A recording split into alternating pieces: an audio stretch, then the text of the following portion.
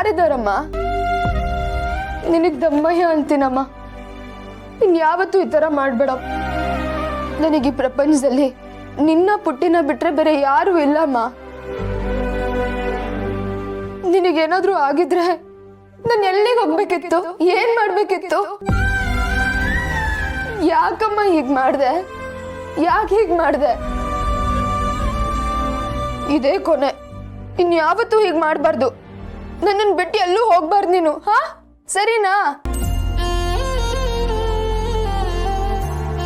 ನಂದೇ ತಪ್ಪು ಅಮ್ಮ.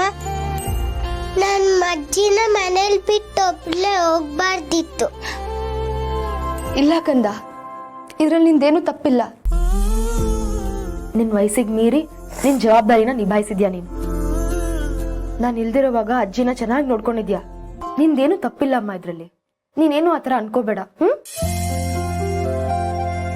ಇನ್ಮೇಲೆ ನಾನು ಇಲ್ದಿರೋವಾಗ ಅಜ್ಜಿನ ಬಿಟ್ಟು ಎಲ್ಲೂ ಹೋಗ್ಬಾರ್ದು. ಅಜ್ಜಿ ಜೊತೆನೆ ಇರ್ಬೇಕು.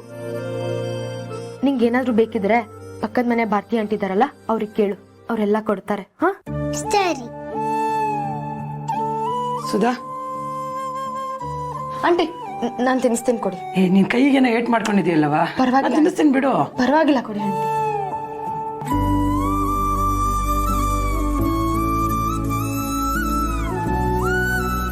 ತಗೋಮ್ಮ, ತಿನ್ನು. ತಿನ್ನಮ್ಮ, ಬೆಳಗಿಂದ ಏನು ತಿಂದಿಲ್ಲ ನೀನು. ತಿನ್ನು.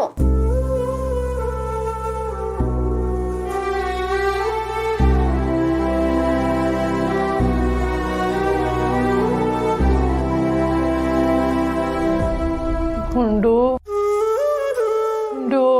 ಸುಧಾ, ಈ ಗುಂಡು ಅಂದ್ರೆ ಯಾರಮ್ಮ? ನಿಮ್ಮಮ್ಮ ಅವಾಗ ಹೇಳ್ತಾನೆ ಇರ್ತಾಳೆ ಗುಂಡು ಗುಂಡು ಅಂತ. ಗೊತ್ತಿಲ್ಲ ಆಂಟಿ, ಅದನ್ನ ಅವಳೇ ಹೇಳ್ಬೇಕು. ಗುಂಡು ಆದ್ರೆ ಅವಳು ಯಾವತ್ತೂ ಅದನ್ನ ಹೇಳಲ್ಲ.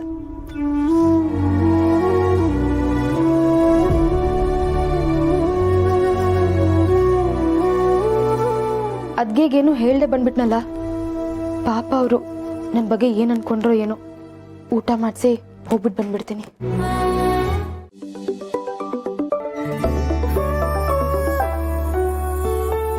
ಏನೋ ಗೆಳೆಯ, ನೆನ್ಸ್ಕೊತಿದ್ದಂಗೆ ಕಾಲ್ ಮಾಡ್ಬಿಟ್ಟಿದ್ಯಾ. 100 ವರ್ಷ ಆಯ್ಸ್ಕಣ ನಿಂಗೆ. ಆನಂದ್, ಈ ಸುಧಾನ ಹುಡುಗಿ ನಿನಗೆ ಎಷ್ಟು ದಿವಸದಿಂದ ಪರಿಚಯ? ದಿವಸದಿಂದ ಪರಿಚಯ? ಯಾಕೋ ಹಿಂಗೆ ಕೇಳ್ತಾ ಇದ್ಯಾ?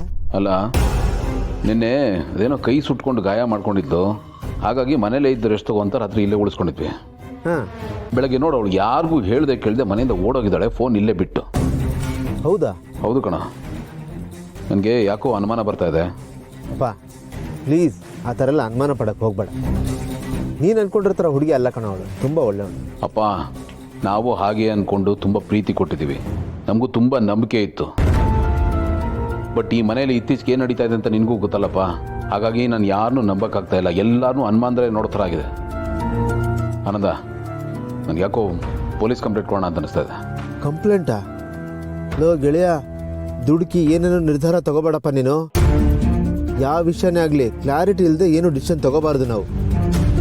ಅದೇ ಏನೋ ಪ್ರಾಬ್ಲಮ್ ಆಗಿರಬೇಕು, ಮನೆಗೆ ಹೋಗಿರ್ತಾಳೆ, ಹೋಗ್ತಾ ಮೊಬೈಲ್ ಮರ್ತು ಹೋಗಿರ್ಬೋದಪ್ಪ.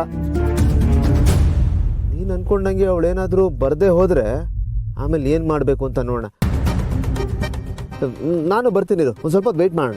ಹಾಂ, ಭೂಮಿಕಾ ಅವರು ಹಾಗೆ ಅಂದರು. ಸರಿನಪ್ಪ, ಓಕೆ. ಅಪೇಕ್ಷಾ, ನಾನು ಆ ಥರ ಹೇಳಲೇಬಾರ್ದಾಗಿತ್ತು. ನನ್ನಿಂದ ತಪ್ಪಾಗಿದೆ. ಪ್ಲೀಸ್ ನನ್ನ ಕ್ಷಮಿಸ್ಬಿಡಿ. ಇದನ್ನ ಜಾಸ್ತಿ ಡ್ರ್ಯಾಗ್ ಮಾಡಬೇಡಿ, ನಿಲ್ಲೇ ಬಿಟ್ಬಿಡಿ.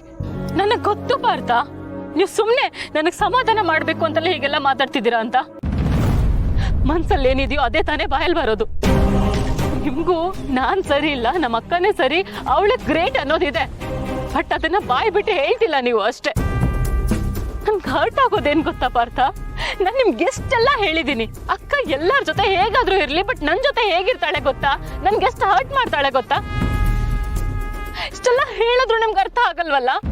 ನನ್ಗದು ಹರ್ಟ್ ಆಗೋದು. ಮದುವೆ ಟೈಮಲ್ಲಿ ಅವಳ ನನ್ನ ಯಾವ ತರ ಟ್ರೀಟ್ ಮಾಡಿದಾಳೆ ಗೊತ್ತಾ? ನೋವನ್ನೆಲ್ಲ ನಾನು ಯಾರ ಹತ್ರ ಹೇಳ್ಕೊಳ್ಳಿ? ನಾನು ಎಷ್ಟು ಹೆಲ್ಪ್ಲೆಸ್ ಆಗಿದ್ದೆ ಗೊತ್ತಾ? ಇದೆಲ್ಲ ನಾನು ಹೇಗ್ ಮರಳಿ ಪಾರ್ಥ? ನಾನು ಮನುಷ್ಯಳೇ ಅಲ್ವಾ ಪಾರ್ಥ? ನನಗೂ ಮನ್ಸಿದೆ ಅಲ್ವಾ? ಅದಕ್ಕೆ ಹರ್ಟ್ ಆಗತ್ತಲ್ವಾ?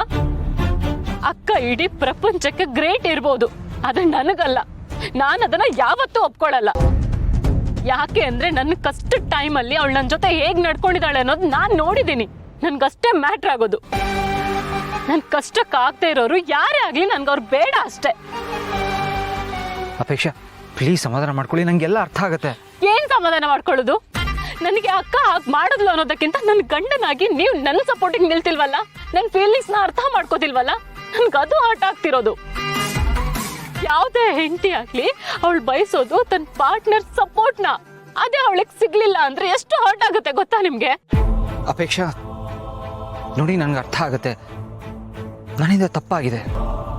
ಐ ಮೀನ್ ನಾನು ಅದನ್ನು ತಿದ್ಕೋತೀನಿ. ನಾನು ನಿಮ್ಗೆ ಕೇಳ್ತಾ ಇರೋದು ಇಷ್ಟೇ ಅಪೇಕ್ಷಾ.